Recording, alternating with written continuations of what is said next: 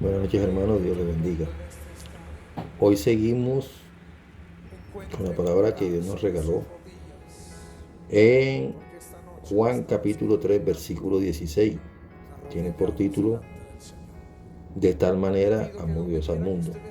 Leemos bajo la unción del Padre, del Hijo y de su Santo y Dulce Espíritu. Amén. Porque de tal manera amó Dios al mundo que ha dado a su unigénito Hijo para que todo aquel que en él crea no se pierda, mas tenga vida eterna. Amantísimo Padre Celestial, gracias por estas palabras que nos has dado y que sirve de refrigerio para nuestras vidas, para entender tu amor inmensurable e infinito sobre nosotros los seres humanos. Gracias te damos porque cuando estábamos destituidos de tu presencia por el pecado, a través de tu Hijo amado Jesucristo, tú nos reconciliaste en la cruz del Calvario. Gracias por ese sacrificio que hiciste por amor a nosotros, porque si no hubiese sido así, todos estaríamos perdidos y muertos en el infierno. Te pido que nos hables a través de tu palabra, en el nombre poderoso de tu Hijo amado Jesucristo, que ha disertado a través de tu Santo y Dulce Espíritu. Amén, amén. Es importante tener en cuenta, hermanos, que cuando Dios le entrega a Adán en el huerto del Edén todo lo que él había creado, todo lo que había planificado y todo lo que estaba ya andando para que nosotros viviéramos como él nos había mandado eternamente y con todo lo esencial y lo necesario para multiplicarnos sobre la faz de la tierra. Adán se descuidó y se dejó robar lo que Dios le había dado, que era la autoridad. Al estar destituidos por el pecado y perder la vida eterna por el pecado, entró la muerte y los días de los hombres fueron acortados. Viendo que esto iba a tener un final que a Dios no le agradaba, porque Él nos creó con mucho amor, ya que Él es amor, determinó pagar un precio por nosotros. Y ese precio fue haber entregado a su unigénito Hijo, nuestro Salvador Jesucristo, por el cual fue creado todo y para Él fue creado todo y en Él existe y subsiste todo. Por eso esta palabra dice: porque de tal manera, es algo incomprensible, amó Dios al mundo. Ojo con esto, está hablando no su pueblo, sino al mundo entero. La vida eterna que Él nos la regala a todos los que estamos respirando sobre esta tierra. Es lo que quiere que entendamos, que comprendamos que la parte más difícil que había que hacer solamente la podía realizar Él o hacer Él a través de su unigénito Hijo, nuestro Salvador Jesucristo, y era que tenía que morir en la cruz, no sin antes venir en forma de ser humano, en un cuerpo de carne, y ser tentado en todo, para que se cumpliese en Él la ley. Era lo único que la podía hacer cumplir, porque ningún ser humano podía cumplir la ley por el pecado. Por eso Él dice en Juan 3:16, lo recalco nuevamente: porque de tal manera amó Dios al mundo que ha dado a su unigénito Hijo, para que todo aquel que en Él crea no se pierda, mas tenga vida eterna. Entonces, aquí hay algo importante que debemos tener en cuenta. Punto 1. El amor de Dios no tiene límites. El amor de Dios no lo condiciona a Él. Los que condicionamos el amor hacia algo, hacia alguien, somos nosotros los seres humanos. Pero Dios indistintamente ama a la persona, mas no el pecado que está en la persona. Porque la palabra dice que la carne se opone, pero el Espíritu Santo siempre está dispuesto. Nunca va a haber comunión entre Dios y la carne. ¿Por qué no va a haber comunión? Porque en la carne habita el pecado. Por eso tuvo que venir Él en forma de Hijo ¿ya? Y morir en la cruz no sin antes enseñarnos lo que era la obediencia de un hijo hacia el Padre, ya que eso se había perdido.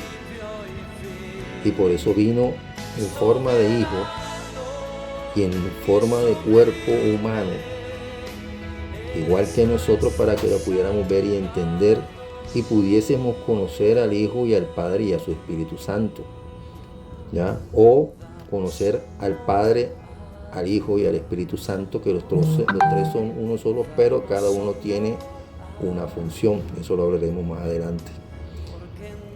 En este caso nos interesa saber, uno, que Dios no condiciona quien lo quiera y lo desee buscar. Todo aquel que se disponga a buscarlo, Dios se dispone a dejarse hallar. Y al encontrarlo, Dios se encarga de ir limpiando y cambiando la manera de pensar de todo lo que el mundo ha dado a esa persona y que no es lo que el Padre quiere para el que va a ser su futuro hijo o hija. Por eso Él dijo, lo dejó escrito, porque de tal manera amó Dios al mundo, al mundo, que ha dado a su Hijo unigénito, para que todo aquel que en Él crea no se pierda, mas tenga vida eterna. Otro punto importante a tener en cuenta es que tienes que creer en Él, o tenemos que creer en Él. Y es ahí donde está el pequeño detalle, que el enemigo al cual Cristo venció en la cruz del Calvario, Satanás, no desea que tú sepas que si tú crees en Jesucristo, vas a ser salvo y vas a ser perdonado de todos tus pecados, ¿ya?